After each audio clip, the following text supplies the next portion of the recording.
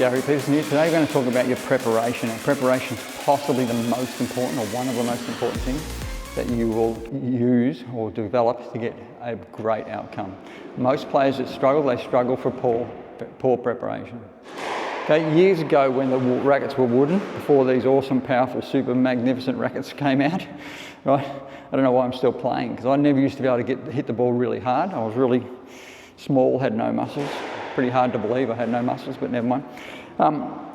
I used to throw everything at the ball, just trying to get it hard, get it down the back, because the old wooden rackets were terrible.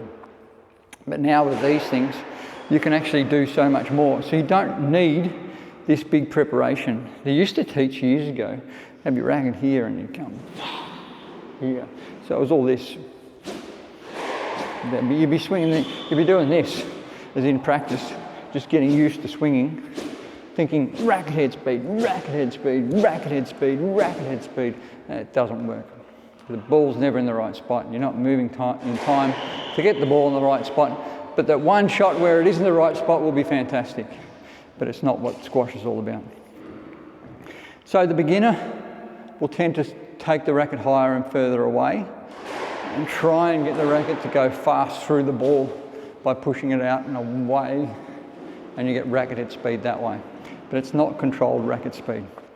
When you get to elite player, they'll have a low preparation, strong muscles, and they'll swing from there, bang, and through to about here, and everything will be relatively close. So it'll be there, there, and there won't be many moving parts, and it'll be really quite accurate. So they've gotten rid of all this and this and this. I like to teach at the start a few basics. And I teach beginner players, rightly or wrongly, some people won't agree with it, which is fine, to have a small circle. So it's like I'll go over the ball here and then swing under the ball. So have a small circle here and then hit. So I don't need it up here.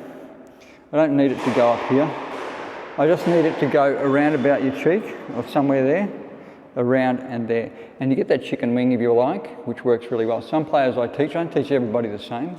Some players I teach chicken wing. Chicken wing is this, it's a chicken wing. I've got a video on chicken wing which is very popular. And you can check that out, and it's really powerful because there is your chicken wing. It goes quite well.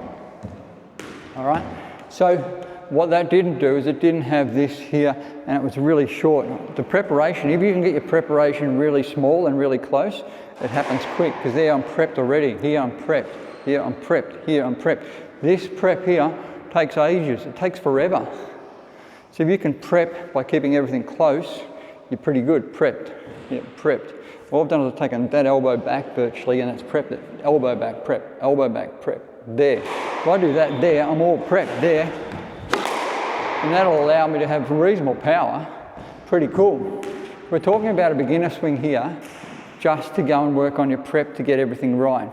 So we keep everything relatively close. We take it up and back, and over, up, over and back, up, over and back. Make a little circle, not a big circle.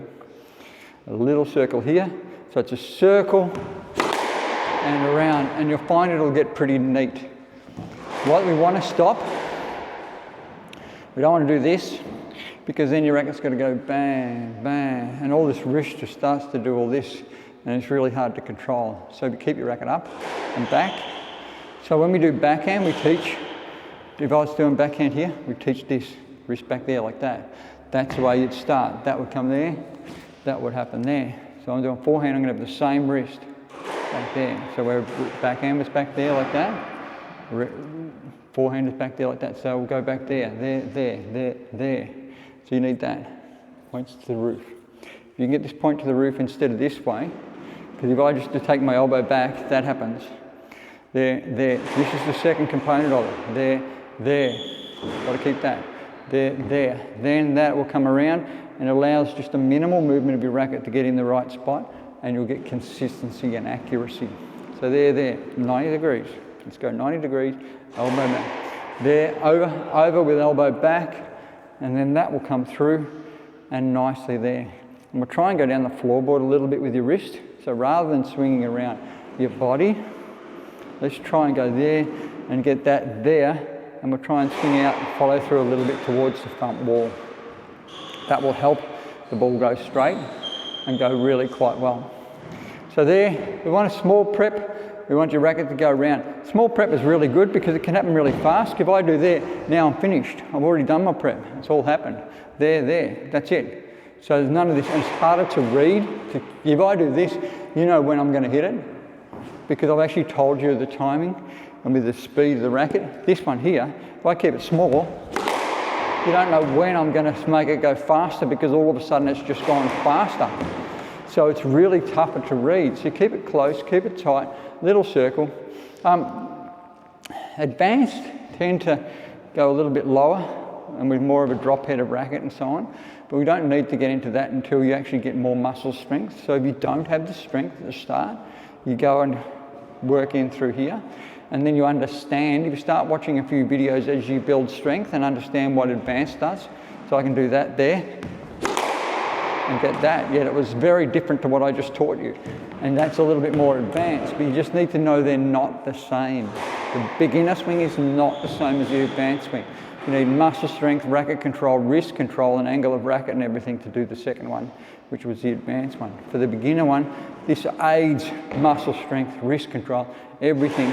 And you have to learn the basics before you learn the advanced, or you'll end up... the advanced players use the beginner swing all the time, so it's not like you're not going to use it, because you'll use it when you come back here. You have all that going on there, and you'll do all that, so it'll all happen all the time, so you'll be relentlessly using it. So it's not like you're not going to use it.